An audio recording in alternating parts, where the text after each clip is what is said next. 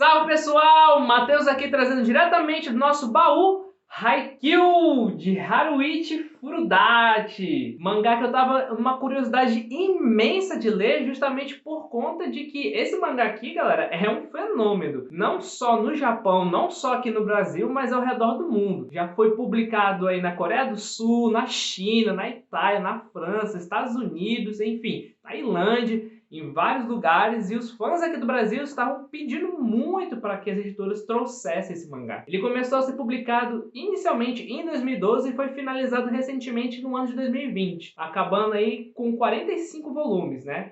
Em 2014 ganhou a primeira adaptação ao anime e conta aí já com 4 temporadas, tem filme também, então é aquele verdadeiro sucesso estrondoso, assim. Mesmo após o fim da publicação, Haikyuu continua vendendo bastante e sendo aí merchandising, tem camiseta, as pessoas adoram Haikyuu. E eu nunca tive contato com a obra, eu nunca procurei ver o anime, também nunca procurei ler o mangá aí por outras formas.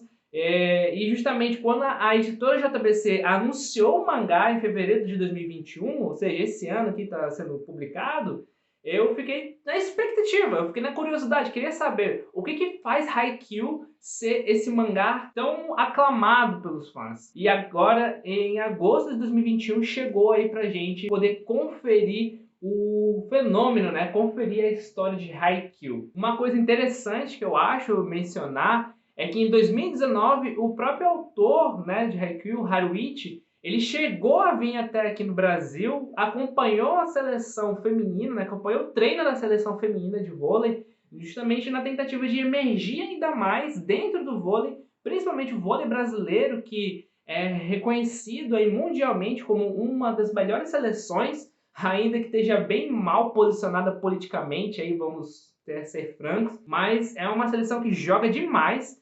E é por isso que o autor fez questão, então, de acompanhar o time da seleção feminina justamente para elevar ainda mais a sua obra. Mas, enfim, do que se trata Haikyuu? Em Haikyuu, vamos acompanhar, então, a trajetória do Hinata, que é um aspirante a jogador de voleibol. E tudo muda a partir do momento em que ele assiste um campeonato de vôlei pela TV, onde quem estava chamando a atenção é justamente o pequeno gigante, né? Esse jogador de vôlei que, apesar da sua baixa estatura, chamava a atenção e roubava a cena.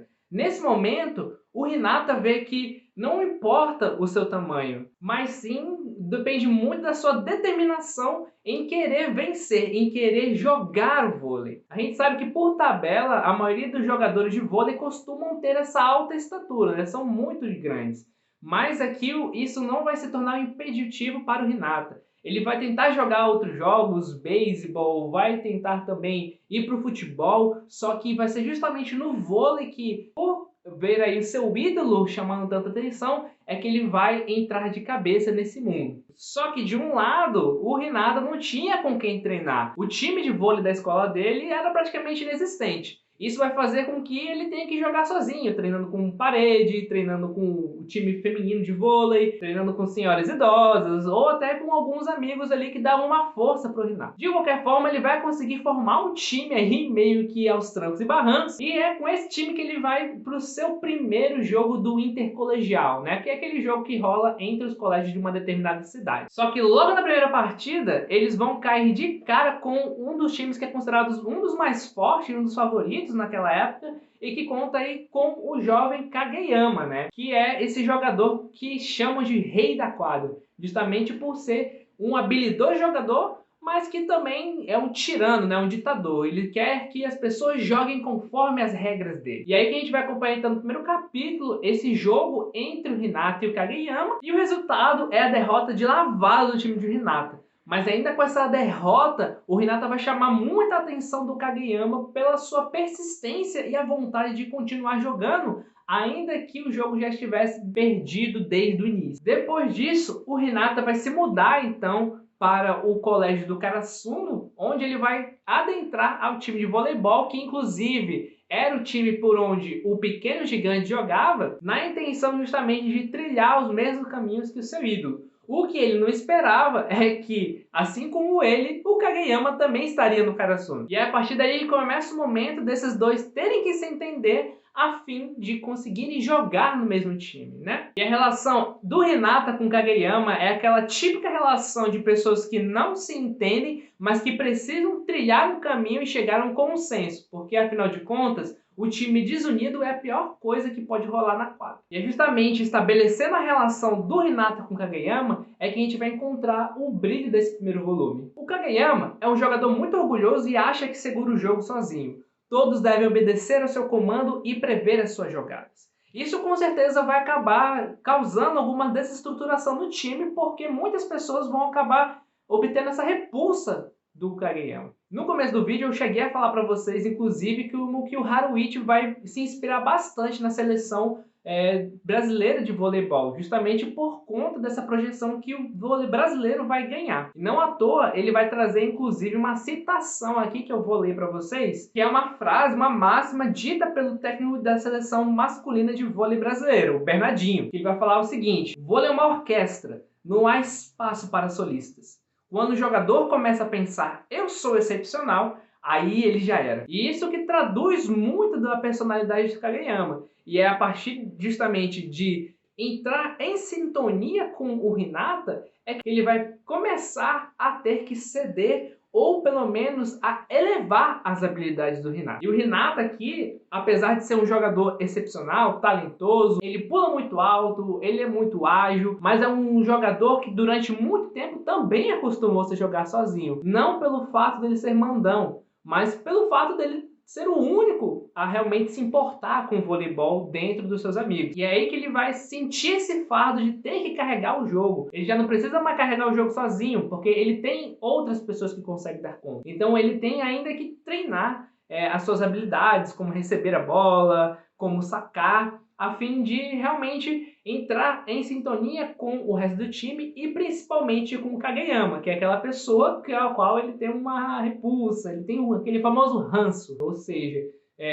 o Kageyama é um jogador muito talentoso, mas ele precisa aprender a jogar em time. O Hinata também é um jogador muito talentoso, mas ele precisa aprender a confiar mais também nas pessoas e justamente a encontrar suas limitações. Então, eles são um complemento perfeito um do outro. É uma reação quase perfeita que vai impulsionar o time e levar a grandes vitórias. E acredito que se a gente consegue, inclusive, traduzir um pouco desse sentimento de união para a própria filosofia, a gente vai chegar à filosofia africana do Ubuntu, né? Falada aí pelos povos de língua banto, que é justamente esse sentimento de união. Eu sou porque nós somos. E é isso, acredito que não consigo traduzir para além do mais. Esse sentimento de união, essa necessidade de cooperação é o que move, o que deveria mover a gente. Se nós temos objetivos, se nós temos projeções de futuro, nós temos que nos orientar através justamente da solidariedade, da cooperatividade, de sermos empáticos uns para os outros, no sentido aí de conseguir crescer ainda mais. Mas é claro que para além do Hinata e do Kageyama, que são os personagens que vão brilhar nesse primeiro volume,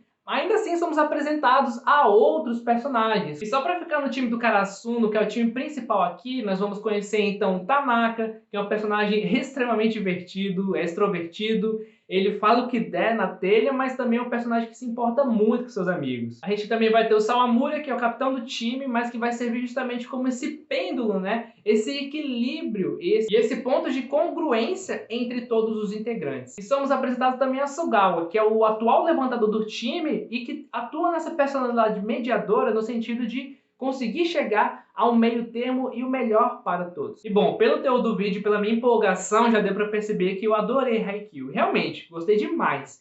Eu sou um apaixonado por Spokons, que são esses subgêneros de mangás que tem essa temática do esporte. Então, mangás de esporte eu adoro. Slandunk, Capitão de Tsubasa, Super 11, Diamond Ace. Eu gosto muito, justamente até por conta que eles elevam muito teu espírito, né? Elevam muito teu astral. Então, se você está precisando dar aquela animada, se você está muito cabisbaixo e quer encontrar uma obra que realmente vai te trazer uma mensagem positiva e uma energia melhor ainda, então eu recomendo que você vá atrás de mangás de esporte, recomendo que você dê uma lida em Haikyuu, porque você vai encontrar aqui personagens cativantes, Você vai encontrar aqui uma história brilhante e a arte também do Hariuchi é muito boa, galera. Para quem não está acostumado a ler mangá, às vezes pode até estranhar que tem alguns quadros que eles são vazios, né? Tem só a cara do personagem.